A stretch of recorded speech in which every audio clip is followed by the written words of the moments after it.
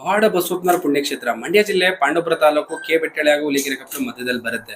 ಪ್ರತಿ ಸೋಮವಾರ, ಮಂಗಳವಾರ, ಶುಕ್ರವಾರ, ಶನಿವಾರ ಸ್ವತಃ ಭಕ್ತರೇ ಕಾವಡೆ ಹಾಕೋದ್ರಿಂದ ಏನ್ ಸಮಸ್ಯೆಗೋಸ್ಕರ ಬಂದಿರಿ, ಎಷ್ಟು ದಿನದಲ್ಲಿ ಈ ಸಮಸ್ಯೆ ಬಗೆರುತ್ತೆ ಅಂತೇಳಿ ನೋಡಿ ಹೇಳುವಂಥದ್ದು ಒಂದು ವಿಶೇಷ. ನಂಬಿಕೆ, ಭಕ್ತಿ, ಶ್ರದ್ಧೆ ಇಟ್ಟು ಬಂದವರಿಗೆ ಖಂಡಿತ 100% ರಿಸಲ್ಟ್ ಸಿಗುತ್ತೆ.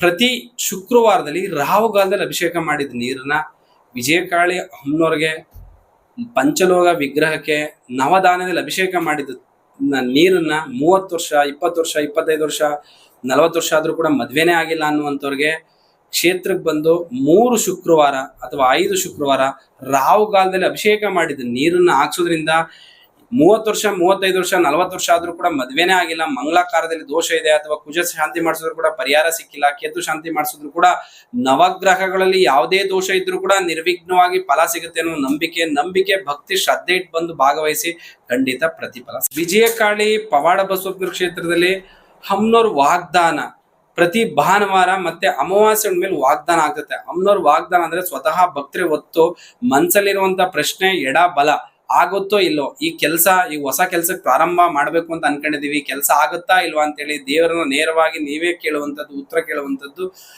ಭಕ್ತರೇ ಸ್ವತಃ ನಿಂತು ಕೇಳುವಂಥದ್ದಿರುತ್ತೆ. ನಂಬಿಕೆ, ಭಕ್ತಿ, ಶ್ರದ್ಧೆ ಇಟ್ಟು ಬಂದು ಕೇಳಿ ಖಂಡಿತ ಫಲ ಸಿಗುತ್ತೆ. ವಿಜಯಕಾಳಿ ಪವಾಡ ಬಸವಪ್ಪನವರ ಕ್ಷೇತ್ರದಲ್ಲಿ ಬಸವಣ್ಣವ್ರನ್ನ ಮಲಗ್ದವ್ರನ್ನ ಆದೋಗೋದ್ರಿಂದ ನಿಮ್ಮ ದುರಿತ ದೋಷಗಳು ಏನೇ ಇದ್ರೂ ಕೂಡ ನಿರ್ವಿಘ್ನವಾಗಿ ಫಲ ಸಿಗುತ್ತೆ ಅನ್ನೋ ನಂಬಿಕೆ. ಬಸವಣ್ಣವರು 3 ಸರಿ ಪಾದ ಕೊಟ್ರೆ ನಿಮ್ ಕೆಲಸ ಆಗುತ್ತೆ ಅಂದ್ರೆ ಹಾಗೆ ಆಗುತ್ತೆ, ಆಗಲ್ಲ ಅಂದ್ರೆ ಖಂಡಿತ ಪಾದ ಕೊಡಲ್ಲ. ಕೆಲವರಿಗೆ ಕುಡ್ತ ಚಟನ ದಾಸರಾಗಿರುವಂತ, ಕುಡ್ತ ಬಿಡಿಸಿರುವಂತ ನಿದರ್ಶನಗಳು ಸಾಕಷ್ಟಿದಾವೆ. ನಂಬಿಕೆ, ಭಕ್ತಿ, ಶ್ರದ್ಧೆ ಇಟ್ಟು ಬಂದು ಭಾಗವಹಿಸಿ ಖಂಡಿತ ಫಲ ಸಿಗುತ್ತೆ.